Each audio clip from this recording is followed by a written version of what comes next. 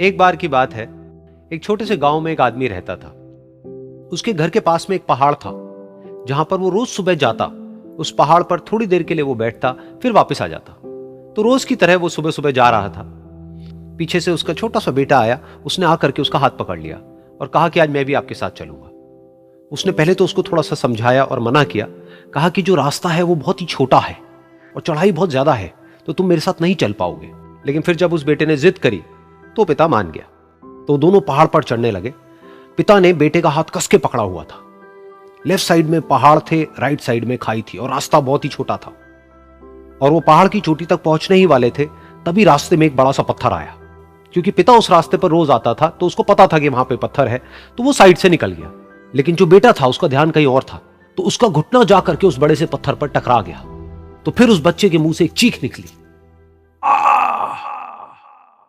और जैसे ही वो चीखा, उसकी आवाज उन पहाड़ों में गूंजने लगी।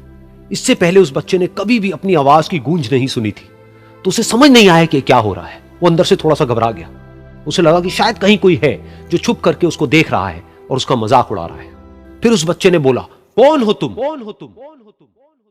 तो जब उस बच्चे ने इस गूंज को सुना, उसे गुस्सा आ गया। उसे लगा कि कौन है ये जो मेरा मजाक उड़ाए चले जा रहा है। फिर उसने गुस्से से कहा, मैं तुम्हें छोड़ूंगा नहीं। और फिर जैसे ही उसने इस गूंज को सुना, वो घबरा गया। उसके पिता समझ गए थे कि क्या हो रहा है। उसने अपने पिता का हाथ कस के पकड़ लिया और उनसे पूछा, कौन है ये जो मुझे इतना तंग कर रहा है? कौन है ये जो मुझे इतना डरा रहा है?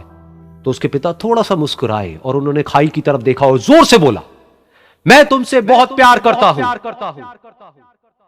ये सुनकर वो बच्चा हैरान हो गया। उसे समझ नहीं आया कि हो क्या रहा है, कि वही इंसान जो उसका मजाक उड़ा रहा है और उसको तंग कर रहा है, वो उसके पिता को बोल रहा है कि मैं तुमसे बहुत प्यार करता हूं। तो उसके पिता ने अपने बेटे को देखा और वो समझ गए कि उसके मन में क्या चल रहा है। और फिर दोबारा उन्होंने बोला, तुम बहुत अच्छे हो।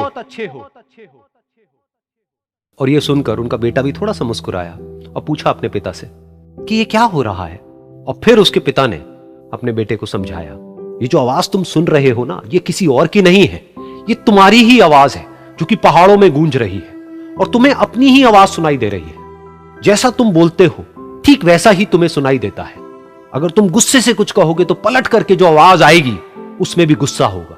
लेकिन अगर तुम कुछ अच्छा कहोगे तो वो आवाज भी अच्छी होगी। बिल्कुल इसी तरह से हमारी जिंदगी में भी होता है।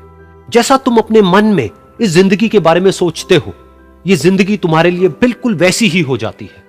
अगर तुम मन ही मन अपने आप को ये बोलते रहोगे कि मेरी जिंदगी तो बहुत ही बुरी है, तो तुम्हारी जिंदगी सच में बुरी हो जाएगी। और अगर तुम अपनी जिंदगी से प्यार करोगे तो तुम्हारी जिंदगी भी तुमसे प्यार करेगी। ये बात उस बच्चे के दिमाग में घर कर गई और फिर वो दोनों उस पहाड़ की चोटी पर गए।